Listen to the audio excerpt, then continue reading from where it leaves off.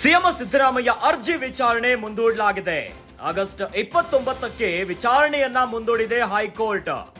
Prosecution ಅನುಮತಿಯನ್ನ ಪ್ರಶ್ನಿಸಿ ವಿಚಾರಣೆ ನಡೆದಿತ್ತು. ಇನ್ನು ನ್ಯಾಯಮೂರ್ತಿ ಎಂ ನಾಗಪ್ರಸನ್ನ ಪೀಠದಲ್ಲಿ ನಡೆದಂತ ವಿಚಾರಣೆ ಇದು. ಮುಖ್ಯಮಂತ್ರಿ ಸಿದ್ದರಾಮಯ್ಯಗೆ ಸ್ವಲ್ಪ ರಿಲೀಫ್ ಸಿಕ್ಕಿದೆ.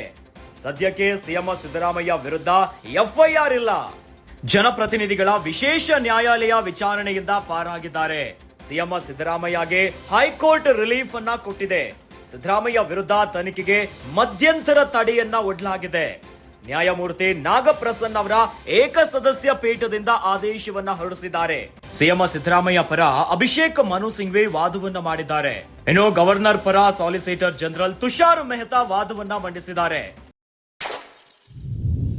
ಮೂಡಾ ಸೈಟ್ ಹಂಚಿಕೆ ಹಗರಣ ಪ್ರಕರಣಕ್ಕೆ ಸಂಬಂಧಿಸಿದಂತೆ ಈಗ ಮಹತ್ವದ ಬೆಳವಣಿಗೆ ಆಗಿದೆ.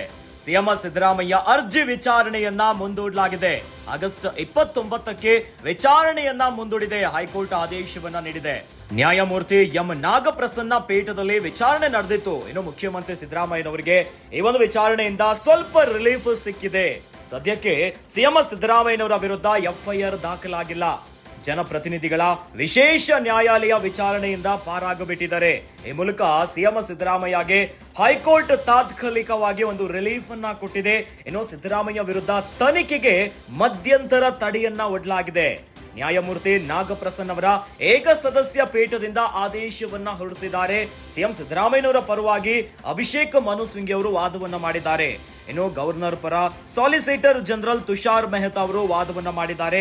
ಈ ಮೂಲಕವಾಗಿ ಆಗಸ್ಟ್ 29ಕ್ಕೆ ವಿಚಾರಣೆಯನ್ನ ಮುಂದೂಡಿದೆ ಹೈಕೋರ್ಟ್. ಈ ಮೂಲಕ ಸಿಎಂ ಸಿದ್ದರಾಮಯ್ಯನವರಿಗೆ ತಾತ್ಕಾಲಿಕ ರಿಲೀಫ್ ಸಿಕ್ಕಿದೆ.